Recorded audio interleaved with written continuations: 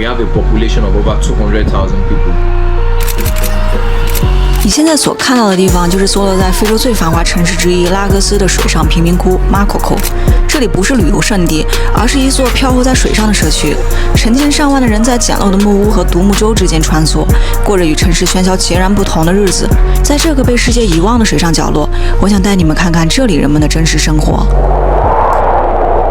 坐着当地的公交，我们来到了马可库门口。登船之前，有人一本正经地自称是社区的管理者，告诉我要缴什么社区建设费。Evidence, this is evidence. I can take video. I can take video. 心想，为社区建设献上我的微薄之力也挺有意义的。于是，我是终于大方了一把，把钱就掏给了。可当我坐上船，船夫又开始向我讨钱。想返回时，我才意识到，这些人根本就不是什么管理者，全都是街溜子。看见外来者就等于看见了钱，能坑一个算一个，而且各坑各的。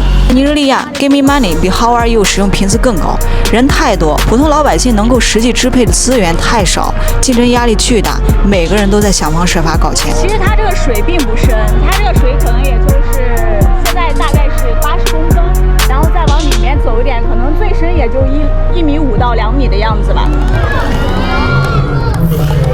岸边的孩子嘴里叫着 Imbu，Imbu 是白人的意思。任何肤色明显浅于当地的外国人，包括亚洲人、阿拉伯人，都是他们眼中的 Imbu。它这个水上村落上面还有一个教堂，你看这个房子就是这样的，这应该是厕所。我的天，这个水都是黑色的。你看到的水是黑的，不是因为泥沙，而是几十年的粪便、垃圾、生活污水混合的结果。这里几乎没有垃圾处理系统，一切都丢进水里，而水就是他们的路、家、厕所。基本上每家每户都有自己的一艘船。你在这个地方如果没有船的话，挺不好过的；有船的话就容易太多了，垃圾就在这个水上飘着。基本上都是用那种木头搭建的房子，有的是用篷布呀、铁皮搭成的。你看这边就是用铁皮搭成的房子。这个船是运碳的。你看现在就是这个河道可能撑开也就大概4-5米吧，就是非常窄这块道。现在过不去了，两边都卡住了，卡了3条船车了。这碰船是时有的事情。你看现在又碰船了。这是卖炭的。马可库是一个完整的社区，每家几乎都有船，孩子划船去上学，大人划船在水上卖东西。这个水上社区有商店、有教堂、有学校，生活虽然艰难，但日子依旧滚动前进。就是在非洲呢，有一个特别明显的一个习惯，就是你要到哪里去做什么事情参观，你都要去见一下他们的酋长。那么这个村落呢，也是由一个酋长在负责。现在呢，我就来到了他们家。接待我的是他儿子，叫 Sunday. This is Sunday. Hello. Yeah, this is a community called Makoko. People here migrated from Badagry. Badagry shares border with Benin Republic. Yes, I came from there. Yeah, okay. And they get to this place, they found a lot of fish, so they had to build a house and start staying here. My grandfather is a very first chief in this community. He died last 6 years. He was 115 years old when he died. The community is over 100 years. We have a population of over 200,000 people. 90% of the people in this place are fishermen. In this place, people don't really have money to send their kids to school, and so we had to start off with something. So by providing a free education, all the kids going to the school are free. Their backpack is school uniform, shoes free. Everything you give them is free in the school to make sure the community grow. Because people here, they don't really believe in education. They don't know what education means. First, we had to talk to them, the parents, before they send the. Okay, you even need to persuade the parents to send. To send the kids to school. Okay. Because this is the only way the community will grow. And because it's a community that is self-independent or independent of itself, nobody is supporting, nobody is doing this, except for the people who have come around, the tourists and the visitors who are come to side the community. How about what kind of water people are drinking? Yeah, here we have borehole. Just dig down to the source. Dig down here? Yeah, down. Okay. Yeah, this place. Wow. I can show you one of the borehole. Okay, if possible. Yeah, if possible, I show you one. 好，这个楼梯有点，这还算是比较好的楼梯了。 This is the borehole. So when we drone the generator now, we drill the water. That's the generator there. Oh, When we okay. run the generator, so we get a very clean water. You know, this Okay. place is water. It was water, so we sand filled it. Oh, you put the sand. Yeah, we put the sand to be land. This is a playground for the school kids.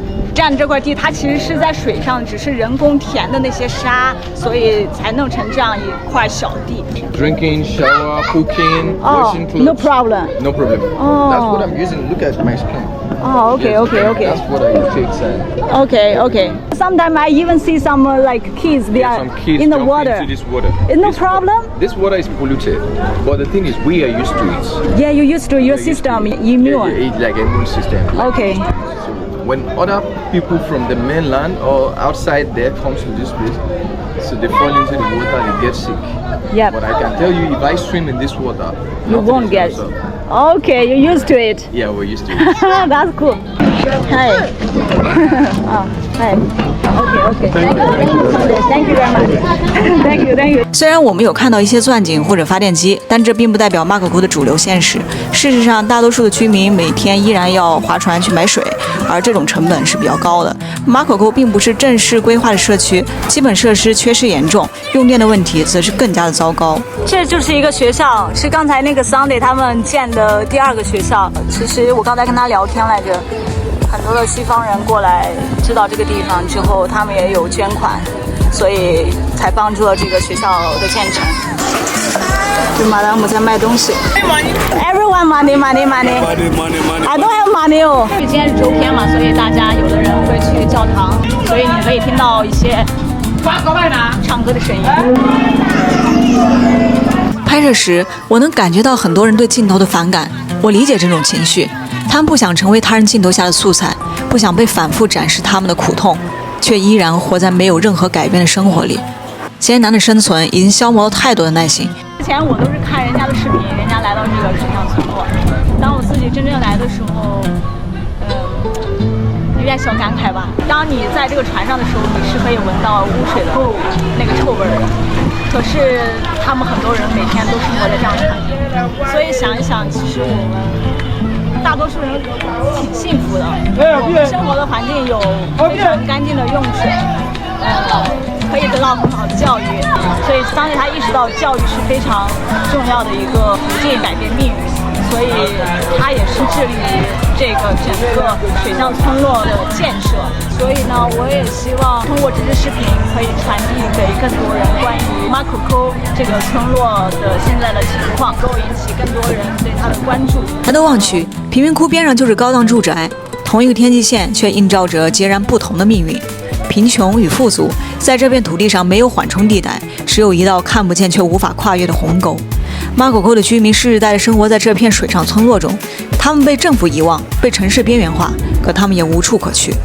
随着人口不断涌入，这座临时搭建起来的水上贫民窟并没有消失，反而在持续扩张。